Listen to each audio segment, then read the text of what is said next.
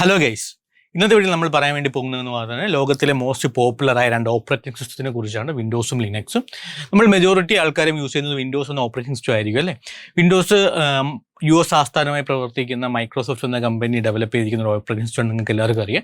എന്നാൽ ലിനക്സ് എന്ന് പറയുന്നത് ഓപ്പൺ സോഴ്സ് ഓപ്പറേറ്റിംഗ് സിസ്റ്റം ആണ്. ഇന്ന് നമ്മൾ പറയാൻ വേണ്ടി പോകുന്ന ഈ രണ്ട് ഓപ്പറേറ്റിംഗ് സിസ്റ്റത്തിന്റെ ഹിസ്റ്ററി, ഇതിൻ്റെ യൂസർ ഇന്റർഫേസ്, ഇതിൻ്റെ ഫയൽ സിസ്റ്റം, ഇതിൻ്റെ ഗെയിമിംഗ് ആൻഡ് മൾട്ടിമീഡിയ സപ്പോർട്ട്, ഇതിൻ്റെ ഓരോ ഓപ്പറേറ്റിംഗ് സിസ്റ്റത്തിൻ്റെ സെക്യൂരിറ്റി ഫീച്ചേഴ്സ് എന്തൊക്കെയാണ്, ദെൻ ഓരോന്നിൻ്റെ മാർക്കറ്റ് ഷെയർ എത്ര, ഏതൊക്കെ പർപ്പസിനാണ് ഏറ്റവും കൂടുതൽ ഈ ഓപ്പറേറ്റിംഗ് സിസ്റ്റംസ് യൂസ് ചെയ്യുന്നത്, അതിൻ്റെ യൂസ് കേസസ് എന്തൊക്കെയാണ് എന്നുള്ള കാര്യങ്ങളാണ്.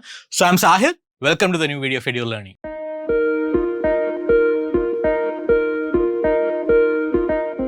ആദ്യമായിട്ട് പറയാനുള്ളത് ഹിസ്റ്ററിയാണ്. വിൻഡോസ് ഓപ്പറേറ്റിംഗ് സിസ്റ്റത്തിന്റെ ഫസ്റ്റ് വെർഷൻ വിൻഡോസ് 1.0 റിലീസ് ആയത് 1985 അതാണ് അവരുടെ ആദ്യത്തെ GUI interface, graphical user interface based operating system എന്ന് പറയുന്നത്. വിൻഡോസ് 1.0 1985 റിലീസ് ചെയ്തതിന് ശേഷം ഒരു മേജർ അപ്ഡേറ്റ് വന്നത് 1987 വിൻഡോസ് 3.0 എന്ന് പറയുന്ന ഒരു വെർഷനിലാണ്.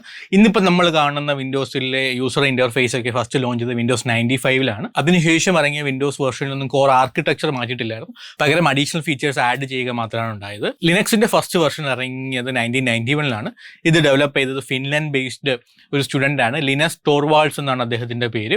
ഇന്നിപ്പോൾ നമ്മൾ മൊബൈൽ യൂസ് ചെയ്യുന്ന ആൻഡ്രോയിഡ് ഓപ്പറേറ്റിംഗ് സിസ്റ്റത്തിന് ലീഡ് ഡെവലപ്പർ ആയിരുന്നു ഇദ്ദേഹം. ലിനക്സ് ഡെവലപ്പ് ചെയ്യാൻ പ്രധാന കാരണം എന്ന് പറയുന്നത് ഒരു ഓപ്പൺ സോഴ്സ് ഒരു ഓപ്പറേറ്റിംഗ് സിസ്റ്റം ഡെവലപ്പ് ചെയ്യണം എന്നുള്ളൊരു ആശയത്തിൽ നിന്നാണ് ലിനസ് ടോർവാൾഡ്സ് ഇങ്ങനെ ഒരു ഓപ്പറേറ്റിംഗ് സിസ്റ്റം ഡെവലപ്പ് ചെയ്തത്. ഇനി പറയാനുള്ളത് രണ്ടിൻ്റെ യൂസർ ഇന്റർഫേസിന്റെ വ്യത്യാസത്തിനെ കുറിച്ചാണ്. വിൻഡോസിന്റെ യൂസർ ഇന്റർഫേസ് വളരെ സിമ്പിൾ ആണ്. നമ്മൾ നോർമലി കാണുന്ന സ്റ്റാർട്ട്, ടൂൾ ബാർ, ഡെസ്ക്ടോപ്പ് ഒക്കെ തുടങ്ങിയ കോമൺ ആണ് എല്ലാ വിൻഡോസ് വേർഷനിലുള്ള യൂസർ ഇന്റർഫേസ് എന്ന് പറയുന്നത്. കുറച്ച് സിമ്പിൾ ആയതുകൊണ്ട് തന്നെ വളരെ ടെക്നിക്കൽ നോളജ് ഇല്ലാത്ത ആൾക്കാർക്ക് പോലും എൻ്റെ വിൻഡോസ് വേർഷൻ വളരെ എളുപ്പത്തിൽ യൂസ് ചെയ്യാൻ പറ്റും. ഈ ഒരു ഒറ്റ കാരണം കൊണ്ട് തന്നെ വിൻഡോസിന്റെ പോപ്പുലാരിറ്റിയും അധികമായി വർദ്ധിച്ചു വന്നു. എന്നാൽ ലിനക്സിന്റെ ഓരോ ഡിസ്ട്രോസിലും അല്ലെങ്കിൽ ഡിസ്ട്രിബ്യൂഷൻസിലും വ്യത്യസ്തമായുള്ള ഡെസ്ക്ടോപ്പ് എൻവയോൺമെന്റ് ആണ്. ജിനോം എന്നും എക്സ്മേറ്റ് എന്നും KD എന്നൊക്കെ നമുക്ക് വിളിക്കുന്ന വ്യത്യസ്ത തരത്തിലുള്ള ഡെസ്ക്ടോപ്പ് എൻവയോൺമെന്റ് ആണ്.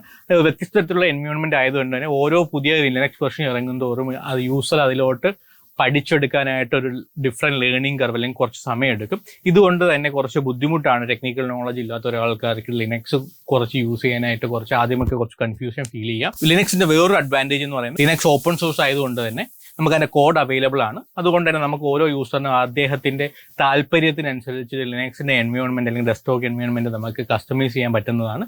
ലിനക്സിന്റെ പല വെർഷനിൽ പലതരത്തിലുള്ള ഡെസ്ക്ടോപ്പ് എൻവയോൺമെന്റ് ആണ്. നമുക്ക് ലിനക്സിൽ തന്നെ വിൻഡോസിന്റെ അതേ യൂസർ ഇന്റർഫേസ് ഉള്ള ഡിസ്ട്രോസ് ഉണ്ട്, ദെൻ മാക്കോസിന്റെ അതേ യൂസർ ഇന്റർഫേസ് ഉള്ള എൻവയോൺമെന്റ്സ് അവൈലബിൾ ആണ്. രണ്ടാമതായിട്ട് നമുക്ക് കമ്പയർ ചെയ്യാൻ പോകുന്നത് രണ്ടിനും ഇൻസ്റ്റാളേഷൻ പ്രോസസ്സാണ്. വിൻഡോസിന്റെ ഇൻസ്റ്റാളേഷൻ വളരെ സിമ്പിൾ ആണ്. നമുക്ക് ഒരു exe ഫയൽ ഡബിൾ ക്ലിക്ക് ചെയ്തിട്ട് നമുക്ക് വിൻഡോസ് ഇൻസ്റ്റാൾ ചെയ്യാൻ കഴിയുന്നതാണ്. പക്ഷെ അത് കുറച്ച് ടൈം കൺസ്യൂമിങ് ആണെന്നുള്ളതാണ് വിൻഡോസിന്റെ പ്രത്യേകത. മറിച്ച് നമുക്ക് ലിനക്സ് ആണെന്നുണ്ടെങ്കിൽ നമുക്ക് ഇൻസ്റ്റാൾ ചെയ്യാതെ തന്നെ ഒരു ബൂട്ടബിൾ ഡിവൈസിൽ നിന്ന്, അതായത് USB-യിൽ നിന്നോ DVD നിന്നൊക്കെ നമുക്ക് എന്താണ് ലിനക്സ് ഓപ്പറേറ്റിംഗ് സിസ്റ്റം നമുക്ക് യൂസ് ചെയ്യാൻ പറ്റുന്നതാണ്. ഇനി ഇതിൽ രണ്ടിലും സോഫ്റ്റ്വെയർ ഇൻസ്റ്റാൾ ചെയ്യുന്നതിന് വ്യത്യാസമുണ്ട്.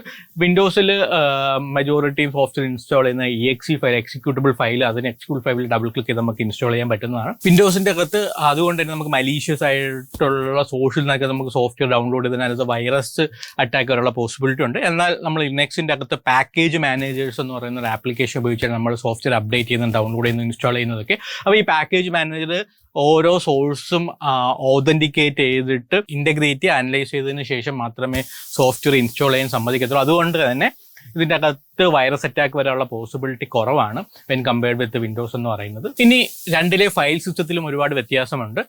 വിൻഡോസിൽ യൂസ് ചെയ്യുന്ന ന്യൂ ടെക്നോളജി ഫയൽ സിസ്റ്റം അല്ലെങ്കിൽ NTFS ഫയൽ സിസ്റ്റമാണ്. ഇതിൻ്റെ അകത്ത് നമുക്ക് ഒരു ഫയലിനോ പാത്തിനൊക്കെ മാക്സിമം കൊടുക്കാൻ പറ്റുന്ന ലെങ്ത് എന്ന് പറഞ്ഞാൽ 256 ക്യാരക്ടേഴ്സ് ആണ്.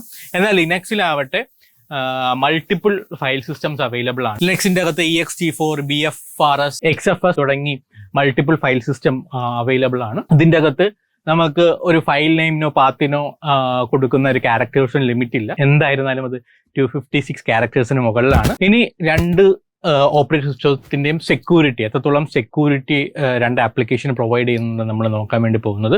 വിൻഡോസിൽ ഡിഫോൾട്ട് ആയിട്ട് user account control, defender, bit locker എന്ന് തുടങ്ങിയ സെക്യൂരിറ്റി ഫീച്ചേഴ്സ് ഒക്കെ ഉണ്ടെന്നുണ്ടെങ്കിലും യൂസർ അൺനോൺ സോഴ്സിൽ നിന്ന് സോഫ്റ്റ്വെയർ ഡൗൺലോഡ് ചെയ്യുക, ഇൻസ്റ്റാൾ ചെയ്ത് കഴിഞ്ഞാൽ മലീഷ്യസ് ആയിട്ടുള്ള വൈറസ് അറ്റാക്കിൻ്റെയൊക്കെ പോസിബിലിറ്റി ഉണ്ട്. എന്നാൽ ലിനക്സിൽ പാക്കേജ് മാനേജർ ഉള്ളത് കൊണ്ടും user permission control open source architecture എന്നിവയെല്ലാം കമ്പൈൻ ചെയ്തിട്ടുള്ള ഒരു ഡെവലപ്പ് ചെയ്തിരിക്കുന്ന ഓപ്പൺ സോഴ്സ് ഓപ്പറേറ്റിംഗ് സിസ്റ്റം ആയതുകൊണ്ട് തന്നെ ലിനക്സിൻ്റെ അകത്ത് നമുക്ക് കുറച്ചും കൂടെ സെക്യൂർ ആണ്. മലീഷ്യസ് അറ്റാക്ക് അല്ലെങ്കിൽ വൈറസ് അറ്റാക്ക് വരാനുള്ള പോസിബിലിറ്റി ഇല്ല എന്നല്ല, എങ്കിൽ when compared with Microsoft Windows ലിനക്സിൽ അറ്റാക്ക് വരാനുള്ള പോസിബിലിറ്റി വളരെ വളരെ വളരെ മൈന്യൂട്ടാണ്. ഇതിനുപരി ലിനക്സിൽ സിസ്റ്റം അഡ്മിനിസ്ട്രേഷന് ഗ്രാഫിക്കൽ ടൂളിന് പകരം കമാൻഡ് ലൈനാണ് കോമൺലി യൂസ് ചെയ്യുന്നത്. അതുകൊണ്ട് തന്നെ അറ്റാക്ക് വരാനുള്ള പോസിബിലിറ്റി വളരെ കുറവാണ്. ഇനി പറയാൻ പോകുന്നത് രണ്ടിൻ്റെയും മാർക്കറ്റ് ഷെയറിനെ കുറിച്ചാണ്. വിൻഡോസ് ആണ് ഇന്ന് ഡെസ്ക്ടോപ്പ് ഓപ്പറേറ്റിംഗ് സിസ്റ്റത്തിൽ മാർക്കറ്റ് ലീഡർ എന്ന് പറയുന്നത്.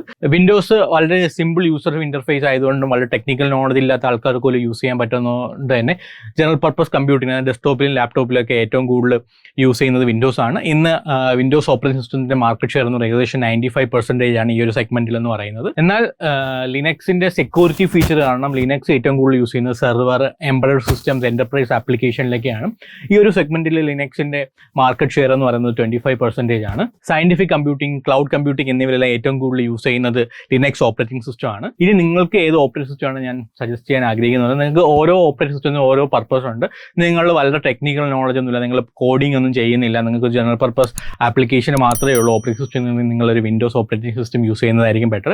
മറിച്ച് നിങ്ങൾക്ക് ഒരു ക്ലൗഡ് കമ്പ്യൂട്ടിംഗ്, സയന്റിഫിക് കമ്പ്യൂട്ടിംഗ് അല്ലെങ്കിൽ പ്രോഗ്രാമിംഗ് പർപ്പസിനൊക്കെയാണ് നിങ്ങളുടെ സിസ്റ്റം അല്ലെങ്കിൽ ലാപ്ടോപ്പ് യൂസ് ചെയ്യുന്നെങ്കിൽ നിങ്ങൾക്ക് ലിനക്സ് ആയിരിക്കും കൂടുതൽ യൂസ് ആയിട്ട് വരുന്നത്. ഈ വീഡിയോ നിങ്ങൾക്ക് വളരെ ഹെൽപ്ഫുൾ ആയെന്ന് വിശ്വസിക്കുന്നു. ഈ വിൻഡോസിനെയും ലിനക്സിനെ കുറിച്ച് വേറെ എന്തെങ്കിലും കാര്യം നിങ്ങൾക്ക് പറയണമെങ്കിൽ ദയവായി താഴെ കമന്റ് ബോക്സിൽ രേഖപ്പെടുത്തുക. I am Sahir signing off. Thank U.